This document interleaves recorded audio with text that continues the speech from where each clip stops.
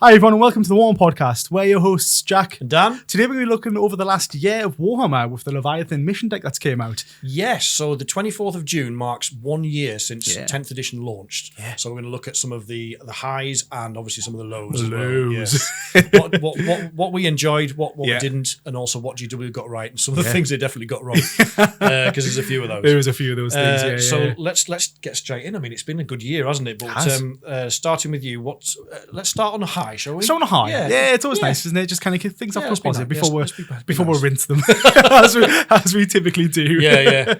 I mean, for me, when 10th edition goes off, because I mean, obviously, but at the time of recording this, the new mission deck. I mean, I've ordered mine now actually, so that new mission deck should be coming next couple of weeks. Yeah, I think maybe sometime this week.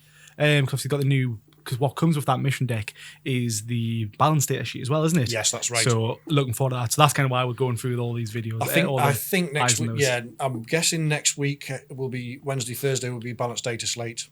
So by the time you're watching this, it'll be out. Yeah. And then the mission deck won't be far behind. Yeah. Have you ordered yours, by the way? Yes. Yeah. Yes. It's very nice. I was very tempted to. Sorry, I'm off topic already. Sorry. That's all right. I was going to buy the Lance guy, the Imperial Lancer. Oh yeah. Because I got destroyed off Sam's channel when he used it. So I was buying the mission out of Element Games. I was like, you know what, should I buy that as well? Like, cheeky little throw that in. It was like 100 odd quid. And I was like, yeah, why not? And I was on holiday at the time and I went to go buy it and I was like, signal dropped. And I was like, okay, maybe this is like a sign not to get it. So your fiance pulling the plug out the Wi-Fi. yeah. Just seeing us just like across the room. No. So I got rid of it. So basically, I got when I finally got Signal. Funny enough, I finally got Signal and it wasn't in the basket anymore. So I was like, wait, I've already bought it. So I looked on my bank and I hadn't bought it, and I was like, right, I'll not buy it. I'll just get the mission deck. So that's on its way. That is the Warhammer gods telling you to slow down. Paying what I've got. Yeah. Never do that. Always buy more. I don't know why I'm nodding. You're just as weird. You're an enabler. Yeah, that's what you are. That's why we started these podcasts. It's like, well, we need these for the content. Yeah, for the content. That's it. Whenever we go to the shops, be like, oh, I need this because we're going to make a good video. Yeah. We'll never do the video. No, never made a video yet. That's what we're telling missus. Yeah. Right. Anyways. Back on topic. Yes. My fault. Sorry. That's all right. So so a little bit of a high when because I mean, obviously 10th edition.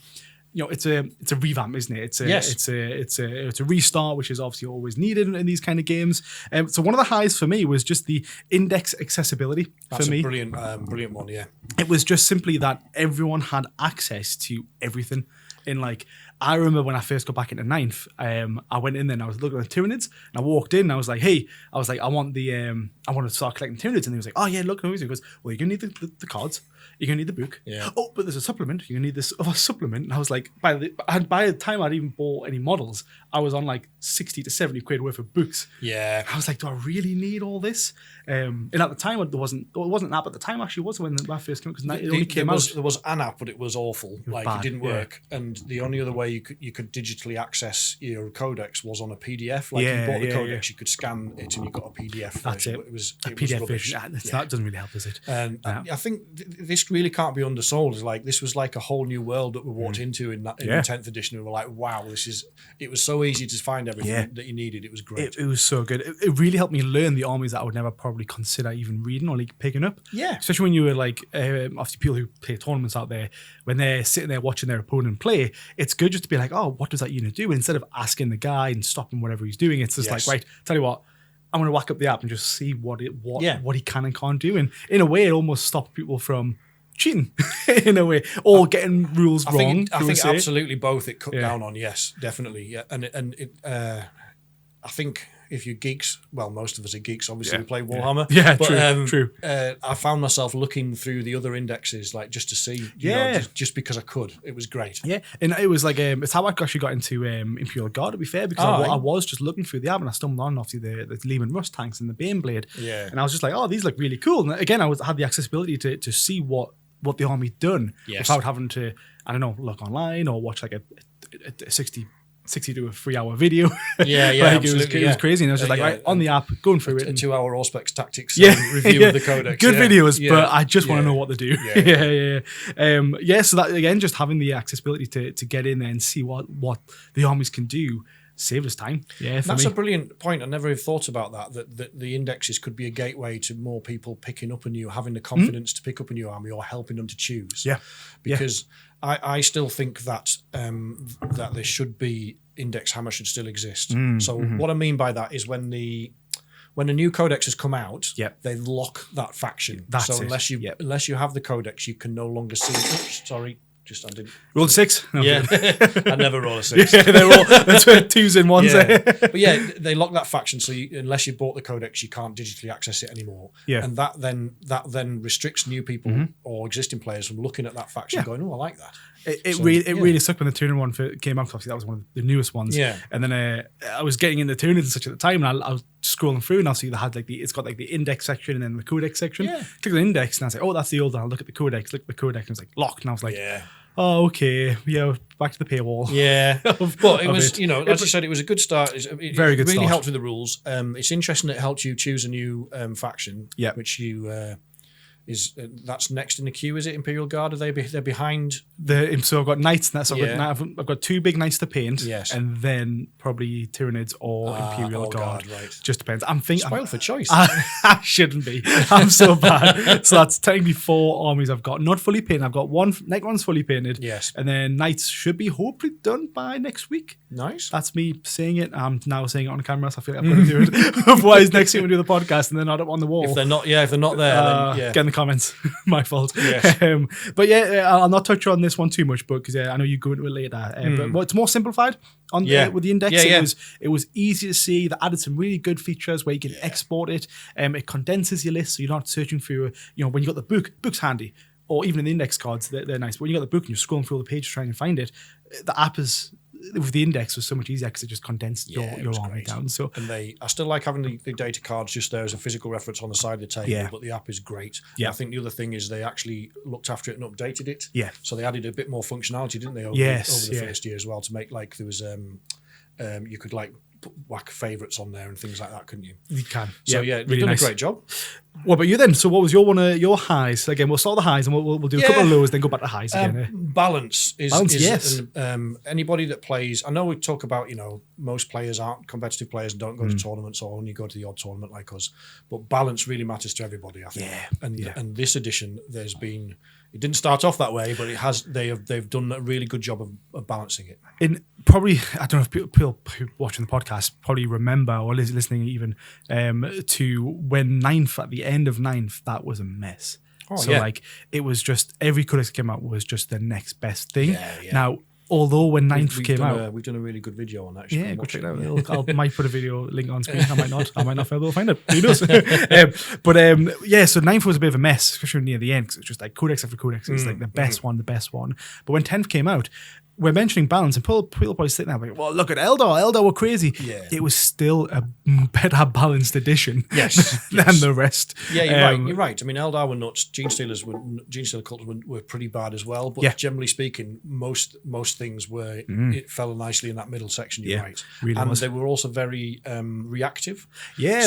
They were much quicker at fixing problems than they have been in the past. Yes. I mean, that was Stu, wasn't it? Yep, Stu Black is the head of the design studio. Yes, and they reacted very quickly to sorting some of the issues out. And what we've ended up with at the moment is pretty good. Yeah.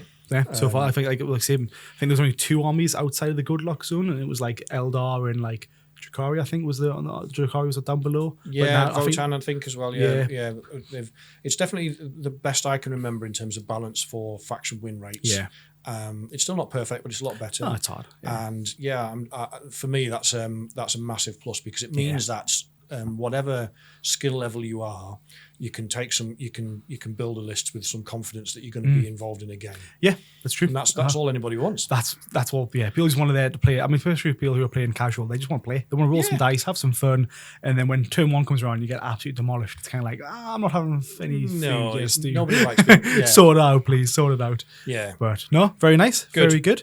Shall we start with a little low for myself then? Let's mix it up a bit. Well, this one is a bit of a strange one. It's not really to do with 10th per se, but I guess it kind of is, because it's to do with me, basically. My army, Necrons, only changed ever so slightly. Like, it was the odd movement here, odd movement there, and the odd toughness and saving. It was just like, I almost wish it was a big refresh to be like, oh, all of your rules have changed, and like these are all the things, especially when we went from index to 10th. Yes. Because like, do you class Leviathan as the index? Well, no, you would. I suppose, yeah. Because obviously it's part of the mission deck when I it first suppose came so, out. yeah. Because obviously when the index came out for Necrons, even the changes from 9th to index and then index to 10th, there were all such little switches and little changes where I was doubting myself. So every time I moved a model, I was like, oh, I moved 10. Or do I? Do I not? And I was like, it was the back out. Yeah, the changes, the tiny changes to the stat lines, particularly movement. Movement was the big one for Necrons. Is that almost all of them lost a pip of movement, but some of them didn't. But then a couple went up. Yeah, I was like, oh no. So again, it's not so much a criticism on GW or James or anything like that, but it's more just like the rules that for me change. My brain takes a while for us to. Oh, I fully agree. Yeah, and I don't want to mess up the opponent. Be like, oh look, I've got the extra bit of movement to get onto the objective, but it's really like, oh, actually no, I shouldn't move that extra inch kind of thing. It's no. There is some odd stuff like that. Like in the Jakari index, all the infantry move 8 inches apart from racks that move 7. And just why? Just I don't. And I always get confused, especially it's probably daft, but like, you know, when after you advance a model, you can obviously roll D6. So obviously Necrons move 5 inches, but I can advance 6. I'm like, how can that? How can I do that? How can I move further than what my normal movement should be? I always found that a bit weird. It's again off topic again, but I find that bit weird. I fully agree with you. I think it did take a little bit of getting used to in that respect. Like I found it easier picking up Tyranids when I've played Tyranids a couple of times there now. I found it easier to pick them up to play my Necrons, because even now I doubt my Necrons whenever I'm playing them. Because it's a new army. Because it's a brand new army. Replacing existing information. Exactly. Right, I get you. That's a good point, yeah. But that's one of my 10 I can understand that. What about yourself? What you got? Some of the codex writing has been rotten. I don't think we can That's putting it politely, we can't isn't it? sugarcoat this. Garbage. Yeah. Sorry. Half of them are garbage. Yes. Half of them are good. Well, this is, you're exactly right. So we've talked a lot about this 2 writers theory or 2 writing teams theory, but it just, every time they release them in pairs, one of them is really good and one of them is objectively bad, like really bad. Why? Yeah. Stop. And it's just make them good. You know, again, we've done another video about this, but we've almost got this situation where we've got codex cramp where some of the codexes are coming out and they're worse than the indexes. Yeah. And that should just not happen. Yeah. And really shouldn't. Again, we're not saying that every new codex should be OP. That's exactly what nobody wants. No. But a codex should always feel more fun to play than the index. More variety. Yeah. The index is meant to be your basic bitch, entry level. You know, this is it, and everyone starts with that. That's fine. And then your codex is where you get more detachments and flavor, and there should be more fun involved. Yeah, some of them just don't feel like that. Nah, I mean, I've got a little list here, but NIDS was the first one, which is a bit meh. Yes, I mean, if you're talking about win rates, NIDS are kind of very mid board, which is where GW wants them to be. Yeah, but flavor wise, they don't play well, do they? No, especially the Crusher Stampede one. Like again, the unit composition. Oh I don't know if I've said before, but the old one eye, the old one eye situation, just so silly where they just don't get the benefit when and he is the designated unit to go in with the Carnifexes, and it's like, oh yeah, but you're not going to get the benefit of the detachment. It's like, well, who writ this and who? It's just like did you just play? Like, did you just test the game? You're like, oh, well, I'm going to write this attachment. Oh, this sounds good. Oh, let me see how it goes with my dice. Oh, it's not working. And I think I think you've actually just hit on something really important there. Is that could actually be it. So if you've got 2 codex writers and one is more experienced than the other, then the experienced one is going to have a better feel and probably get more stuff right because he's going to kind of understand how things are going to interact on the table. Yeah. If the other one doesn't, their codex needs to be play tested more to get it up to the same level. And I still don't think GW have got the play testing right. No, I just don't. I'm trying to think in my head like how it's not hard. Like the 2 writers, tell you what, the 2 writers who are writing the book, play a little game. Yeah, see how it goes. Yeah. Give it your feedback. Play 3 games, of Admech versus whatever it was, or yes. And then just once the Admech have been tabled 3 times, you realise the book's not very good. Yeah. And then like the guy's sitting there like, oh mate, it's the dice, mate. It's the dice. It's the dice. The dice is fall. But like, I mean, it's like I've got so much to talk about that now. It's just like I don't understand, like, because imagine if there won't be, absolutely not be, if someone, one of the writers is sitting there being like, oh, we do play tests. It's like, right, well, you're bad at playing your own game then. I don't think they do. I mean, do you remember when the Index came out and we'd been playing for a couple of weeks and everyone's like, Eldar are insane, like absolutely insane. Yeah. And then GW put a job advert out for a playtester. Yeah. We're like, right, okay, they obviously something's happening. Yeah. It is run, it's a relatively small team, and I think it wouldn't surprise me if Stu Black had been saying to them, I need to play test this more. And they said, no, just make do with what you've got. And then realize that, and it's incremental, but they definitely need a stronger play testing regime. Yeah. And that would solve a lot of these problems. Yeah. Well, it's just like when we went to what was it? When we play tested 10th? Warhammer Fest, Warhammer Fest there, and they only had 5 tables. Yeah. Like, come on. Like, in the past, they said it used to have loads of tables. Well, it wasn't like they didn't have enough room. They could have put 20 tables in that massive shed. There's like 5 tables in the middle of an open hall. The rest of the room was just for the queues. Yeah, it was. Yeah. They definitely need professional play testers. A little bit more of that, but sort your codexes out, please. But then back to something a bit more positive. Yeah, for sure. Do you want me to start first? Yeah, crack on. Why not? New models. I love how everyone gets new models. First of all, like every army out there, everyone is greedy. Everyone wants new models for their own factions and such. Necrons specifically, they only got 3. I'll touch on that in a second. But they only got 3, which is the Overlord with the Translocation Shroud. Yeah, I just got one of those for Father's Day. You did. Very nice. Yes, keep it unbuilt. Then paint it. And then paint it. It's a lot easier with all the edges that you've got with it. But yes, then the Orokin the Diviner. Love the model. Did a great job on that one. Really happy with that one. And the Stormlord. Imhotep the Stormlord. Again, very good model. Yeah. I just played with him the other day. Very fun model. I had him on the table. The extra CP that coming in every turn, alongside just kind of him with Immortals. It was very, very, very good. Basically, teleporting around and he just explodes with all the mortals. It was unexpectedly good. So I was just having a little browse to see kind of what else is coming out, and the Eldari have apparently rumored to have 7 new models coming out with their codex, and that's just being greedy. All right, first we were at the top for ages, now we're getting all these models. Come on, take it back a bit, but no, honestly, continue with our Eldar bashing.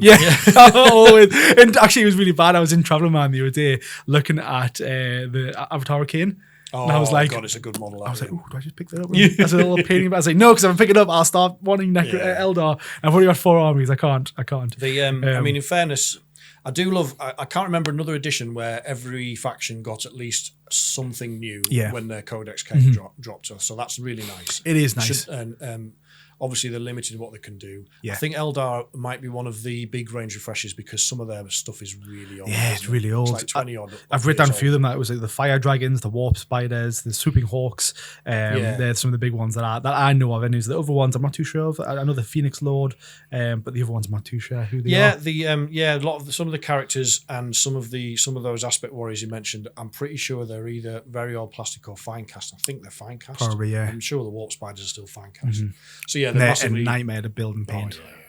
Don't drop them either. That's explode. But I mean, if you're playing Eldar, just knock them off the table. Yeah, exactly. Whoops. Or just when you're rolling your dice, just lob them at the dice. Oh, nice avocado. But yeah, no, they're 7. I mean, Space Marines pretty much got a full refresh with the amount of stuff they got. They got the Terminators at the very start. You got the fire guys and such. The Librarian. I know that. Marines, they got a bunch of characters, a bunch of Terminators. They got a lot. Yeah.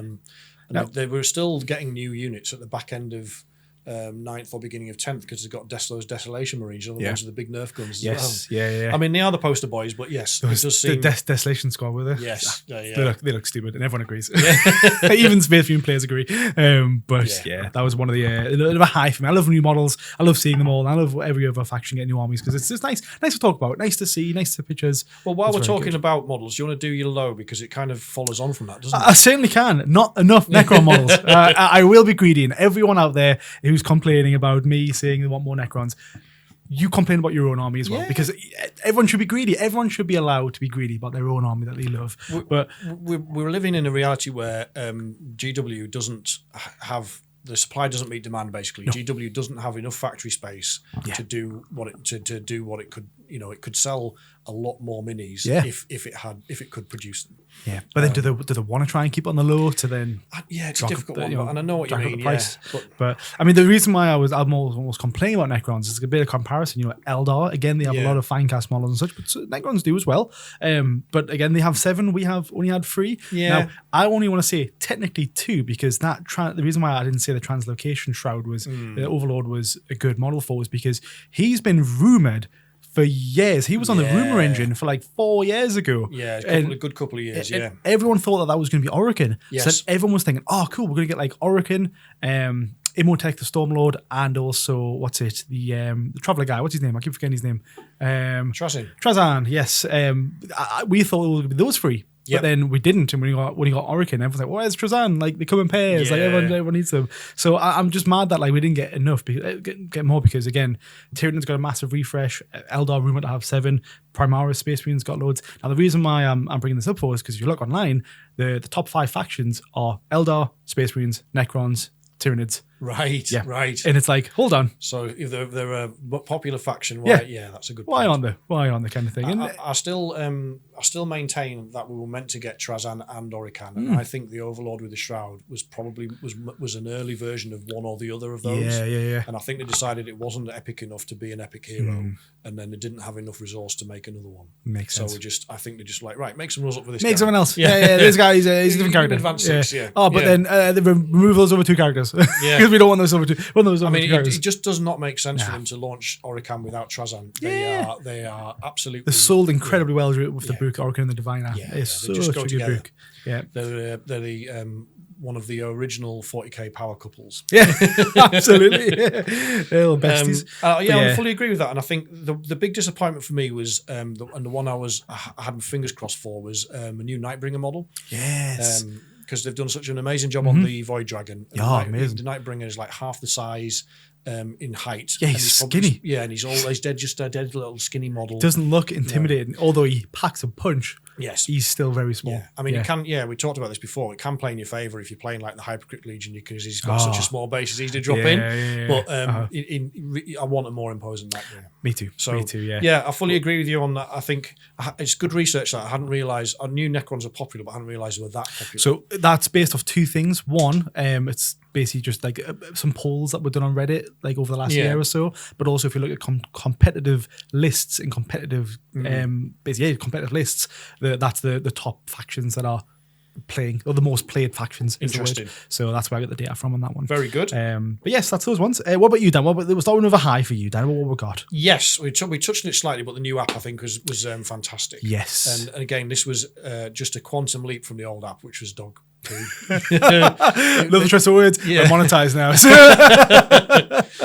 But yes, I think you're right. The app itself that we got launched, it's a massive improvement, and it's so easy to use. Again, we've talked about like what we want from the app, where we're actually wanting to give them more money for what they want to do. Yeah, I'd move it to a subscription model, please. So we just charge me a tenner or whatever a month, and I get access to, and when a new codex drops, it just drops in. That's all I want. So good, and you'd make so much money. Or even just reduce not a subscription model, but like you paid like I don't know half the price for the obviously the codex out there is like what, 30 quid? In the shops.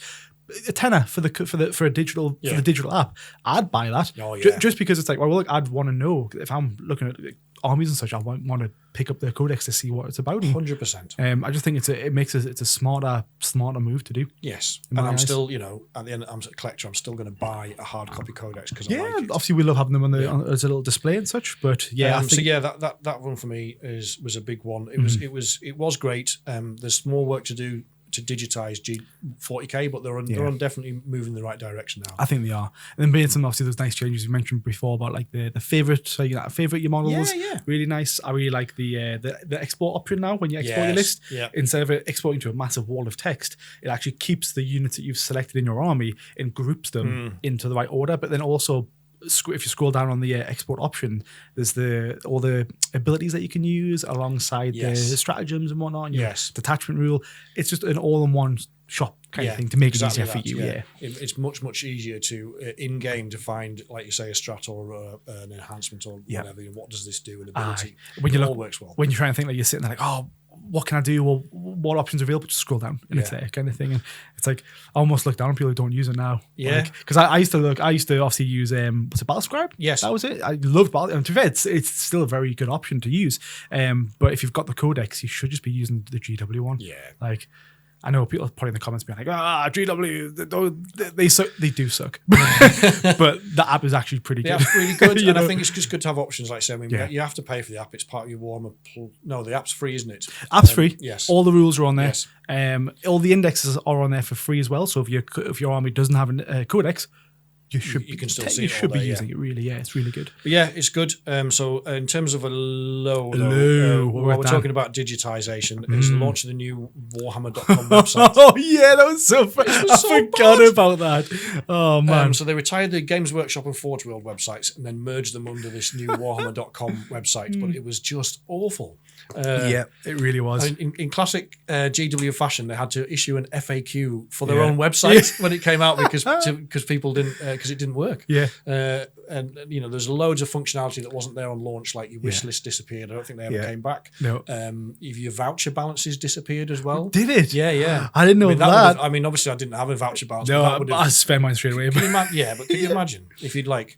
I don't know, like 20 quid. I mean, just when Christmas or something like that, and you've just obviously saved the money and just cashed it in. That is a nightmare. So there was they have fixed a few of the bugs. There's still queues to get into it though, when it's even moderately busy, which is just ridiculous. Because they've done that to try and obviously stop people from basically just scalping and such, but it still happens.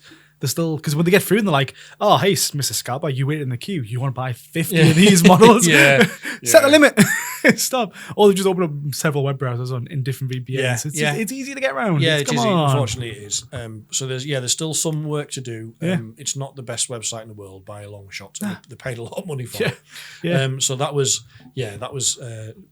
What was that thing as well? Sorry, didn't all the pictures get replaced? Yes. What was the pictures again? It was like all the pictures on the website when you were looking at the models. It had like a picture of the model you were looking at. You'd scroll to the right and it'd be like a big. Oh, it was the GW sign, wasn't it? Or something? Yes. It was the GW sign. It was like, oh, that's a strange model. Move to the next one. GW sign. Next. Oh, there's the model I want. What's the next picture? GW. It's like, all right, GW, stop promoting yourself on your own products. On your website. Yeah. That was, I forgot that happened, to be fair. That was funny. I mean, for a big company like that as well. Yeah, some things to get really right, but that was the whole website project. It was delayed. The first version of the website, they ended up firing the development company and got a new agency in. Oh, did they? Yeah, I'm pretty sure. They spent millions of pounds on it, and it didn't seem to. We could have. I think I'd fire people if they spent millions of quid on a website. Yeah. I mean, not that we're sponsored, and I'm not going to say the name, but if we were sponsored, you go to other websites. Yeah. But no, I honestly, it's odd how like a company that size can still not so much they get it wrong, but they would have had an oversight of like how the website was going in development and such, right? Yeah. To be like, oh, like you're the website maker and I'm GW. Hey Dan, how's it going? Yeah. Show me the website. It's good. Oh, this picture looks good. It's like that episode of The Simpsons when the school inspector's round at Principal Skinner's and he's making him like he's bought him burgers. Yeah. He's like, honestly, this is really the website. Are you sure this is the website? It was funny. Any kind of project management must have been non-existent because I would have hated to have been that person if there wasn't a project management, because every month you're going into that meeting like displaying what you've done so it's far. Still a bin fire. Hey, so we've added 150 new pictures per model. We're working on it. It won't be in the product. In live production, no, it's not going to be there. It was. I think Goonhammer actually compared it to a tire fire. Like it was just silly. Yeah, it's better now, but it wasn't good. No. But last high from you? Yeah, it's a bit of a mixed bag, to be fair, the new high for us, because we pretty much started the podcast, right? It was kind of what inspired us to start the podcast. Yeah, we got our heads together, and then I remember it was just before it launched because we started discussing the previews, didn't we? We did, yeah. And we talked about, I think one of the first ones with podcast we done was us at the Warhammer Fest. Yes. And it was from there, it was just kind of like, all right, well, should we just do more videos? And it was like, well, it's a prime time to kind of start doing content, because it's like, all this new stuff coming out, all these codexes, new models, new releases, new pictures. It was a nice little time for us, really, wasn't it? It was. It was I great. liked it, yeah. I think we started off. I had no idea that there was so many podcasts out there. I was completely ignorant of this. It's almost, I don't know if I would have suggested it if I'd known how competitive a marketplace it was. But we're doing all right. We're doing all right. Yeah, it's cracking on. But yeah, like I say, this is like a new edition. It was just like, it was fun when you first asked us. It was just like, I don't think we talked about it actually when you first asked us. And I was like, podcasting. Nah. I was just like, I'm not doing it. I was like, it's trash. I'm like, I hate it. I don't like it. I listened to a couple at a time and I was just like, I couldn't do that. I've got a face for radio and my voice isn't good either. As long as you sat next to me, you'll always be fine, mate.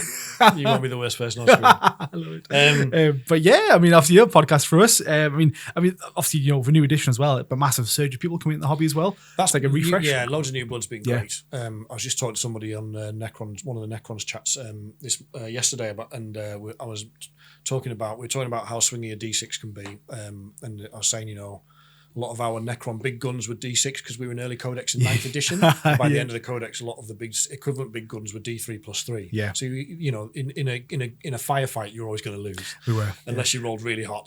Barely. Yeah. And this guy was like, I've got no context about that because I literally came in this edition and started collecting Necrons. Bless you. Yeah. It has, you know, that's GW's job is to grow and make money, and the way they simplified the game, digitized it a bit, made it a bit more accessible, has definitely brought a lot of new blood in, and that's a good thing. It is. It definitely is. Other thing was just more things. Again, we've mentioned before, but just more things to talk about. You know, new edition, loads of new stuff. I mean, this year alone, we've got obviously Henry Cavill leading the Amazon show. Yeah, the Amazon show would be great. The new Space Marine 2. Yeah, they've coming out, which I would love to do a little video on that about. Maybe do like a live stream of us playing it, something like that. Yeah, definitely. I think because I'm going to be playing it anyway, so I'm going to be getting it. We may as well do something with it. And then just look like that. What happened? So many other things. I was now slipped my mind on kind of what's upcoming, but just new codexes, new armies, new models, just loads of new things going on this year. Yeah, it's been a really overall been a really exciting year, and I think as much as we criticise them when they do something wrong, by and large, they've got a lot of it right, and it's been a fun year for Warhammer. I think. Definitely has. Just more content to make. Looking forward to it. Really. And I think that, you know, simplified, not simple, has helped the gameplay slicker. Yeah, it's your high, is it? Yeah, I like it. I think the game feels a little bit more interactive. I think there's still work to do. There are other game systems out there like Bolt Action's a good example, or on the fantasy side, Conquest. Yeah. Where it's much more you go, I go. You know, it's a unit by unit, but they've definitely brought more interactivity into this edition of 40k. So that I'm not, when it's your turn, I'm not just picking models off the table. Yeah, it's like prepared to get destroyed. Yeah, I mean you've got Overwatch is much bigger. You've got rapid ingress. There's you've got units with reactive stuff. Moves. Yeah, yes, exactly. Yeah.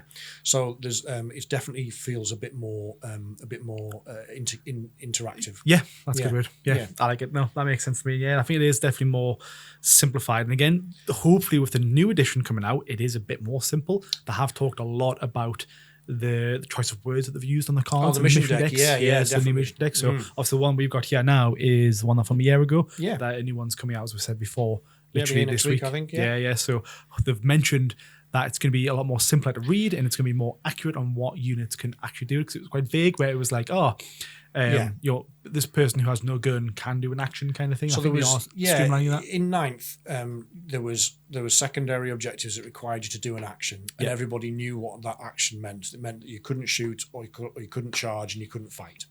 And then they got rid of that on the Leviathan mission cards, and that just made things more complicated. Because everyone was like, "Oh, well, I can now combo stuff." Bless you. Every time. It's gone. Oh, is that one of those things where it's on the tip of your nose? Hay fever season. Yeah. Now you're just gonna be sitting there just repaying. You're gonna be paying like, I think so. Going back to, they've almost seemed to have gone back to actions and Pariah Nexus for the next mission deck, which should simplify the wording a lot. Good. But there was just they just hadn't thought it through again. Like there was, or play tested it properly, because it's like, right, so you can't shoot and do an action. No, so you can't. Yeah, but if you've got pistols, you can do an action in combat because a pistol makes it eligible to shoot. Yeah, which was just mental. Well, because I mean, as written, that is right there as well. Because you're in combat. All right, I am technically eligible to shoot. I'm in combat, and there's nothing stopping me from doing this action because the action doesn't say, "Oh, you have to like you have to." I think that one of the by actions or the byproduct was like you have to control the objective, kind of thing. So it's like if you've got enough models on there and you do control it, if I am eligible if unit to my do this wraiths action. are fighting your Imperial Guard infantry on an objective, and I control it, my wraiths, if they've got the pistol keyword, can then cleanse that objective. Yeah, and that doesn't because cleanse doesn't say anything about holding on an objective. It just says you have to be on an objective and shoot. But it was just. I mean, I know it's a game of sci-fi toy soldiers, but that just didn't make any sense. No, Dan, it's real, all right? This is real to me, all right? It's real to all of our fans out there. Yeah. So I'm like, right, so some of that stuff was a bit janky, and so hopefully going back to actions will fix that. You're right, yes. You're good. But high from you? That was my high. Oh, yeah. So we're on to your last low. Last low of this edition. Well, to be fair, there's a lot more lows, but we'll just pick some of the other ones. I think it briefly mentions what you were going to mention as well, but Gambits. Oh yeah, no one's spoke about Gambits for a very long time, and even obviously we were just at a tournament just on the weekend, just gone hosted by ourselves, which was great. But I don't think I get the turn 3 and I just forget Gambit is a thing. Yes. Like I open up my mission deck, I get through my cards and I get like the 4 Gambit cards. I'm like, fuck off. Yeah. Like, I don't forget. No one wants you. Get out of here. No, it's just we were so excited about them, like because it was on paper, it was a good change. Yeah, the idea of giving somebody a chance to have something to play for in the last 2 turns, even if the game's going against them, was a really good idea. So, and hopefully the secret missions in the new deck will fix that. Correct. Yes. Again, if you want a breakdown of the new deck, we've got a video on that. Go and have a look at it.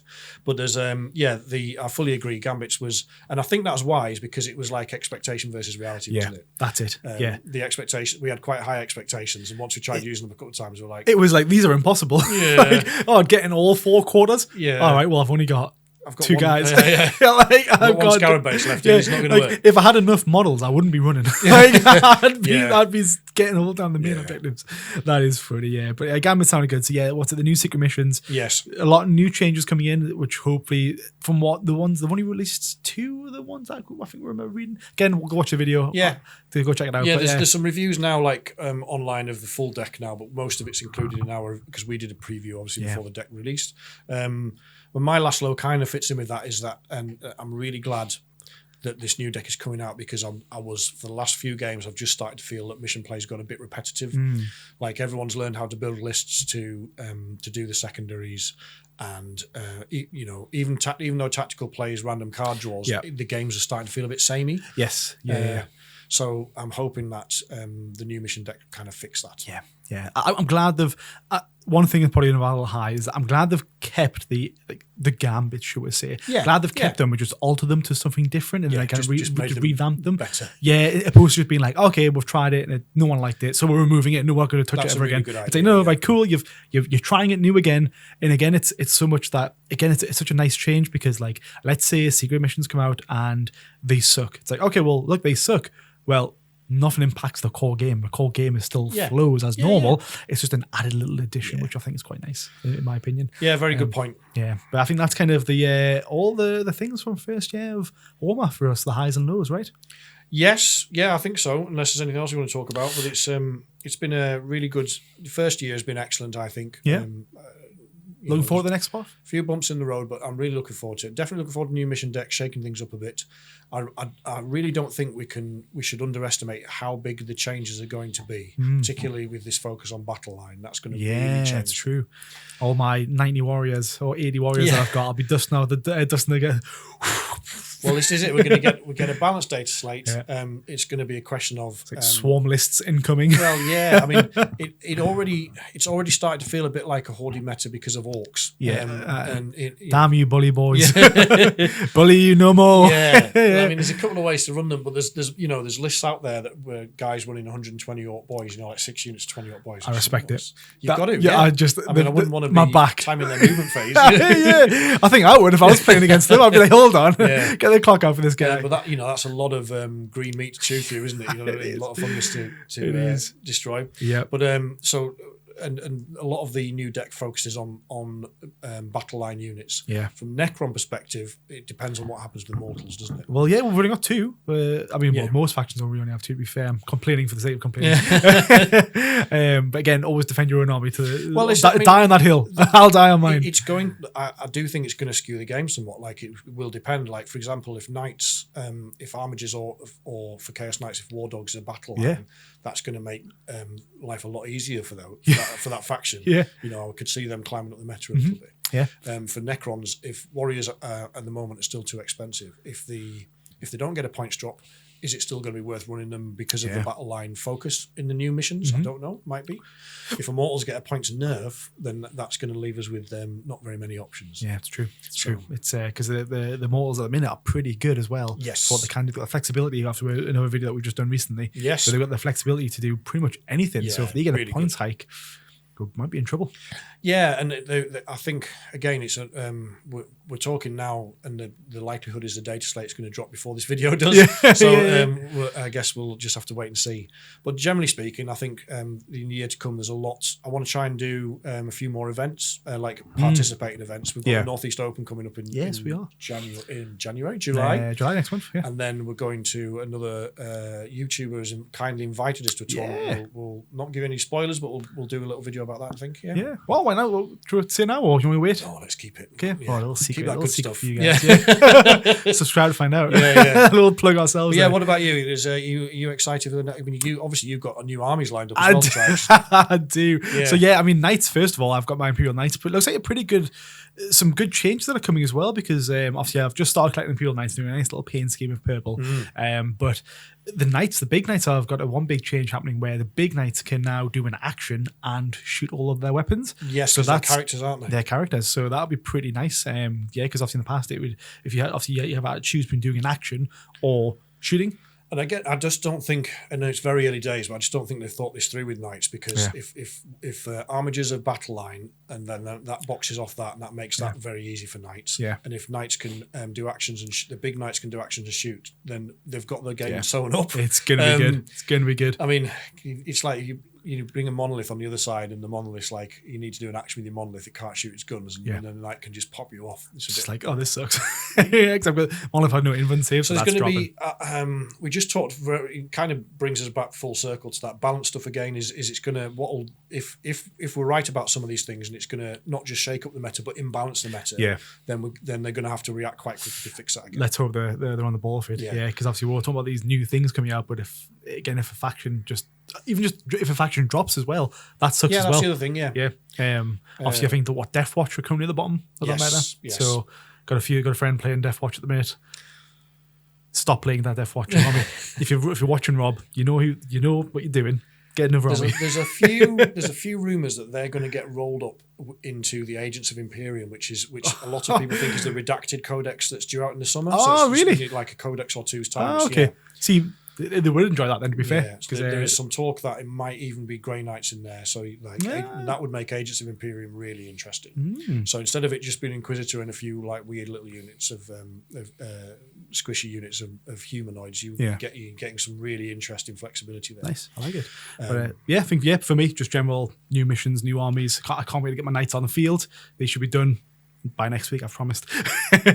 So they'll be done by next week. Get a few games in. Should be fun. Yeah, I'm looking forward to it. We need to have a game soon as well. We do. We're not playing in a while. No. Yeah, but it should be good. I think the only thing I wanted to mention was the Louise. Oh, yes. It's so random. Nothing to do with 10th. Mainly personally for us. We were both fangirling so hard. Absolutely. This week, So Savage Orc guy on Instagram, obviously better known as Louise. Yes. Louise Sugden. Yes, that's the one. Suggs. Yes, she liked one of our reels, and it was just like, this so good. Look at this. It was like our channel got to here.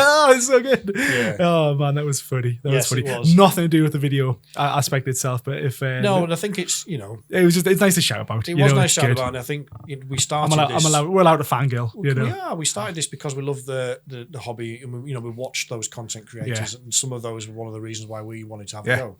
So I think it's important to remember that we're fans first and foremost. the aim of like us sitting down here isn't to make like millions from monetization from YouTube, because nobody does. Not unless you like Mr. Beast, you know. Oh God, he knows what he's doing. He's clued on with it though. Yeah. He's very good at that sort of stuff. But yeah, we're not looking to give up the day jobs just yet. But, so yeah, it was a nice, those little moments are something to cherish, aren't they? It is. It's very nice. I'll remember that. The little message you was like, oh yeah, a very casual day. Only Louise. Nothing to see here. I was like, oh, so you know it. So good, so good. But yeah, I'm happy with all that. Good. Happy days. But yeah, that's all from me. Yeah, likewise. I think we've really enjoyed covering the first year of Leviathan. We're really looking forward to the next year of Prior Nexus. So stay tuned for more stuff. And thank you for watching. Thank you.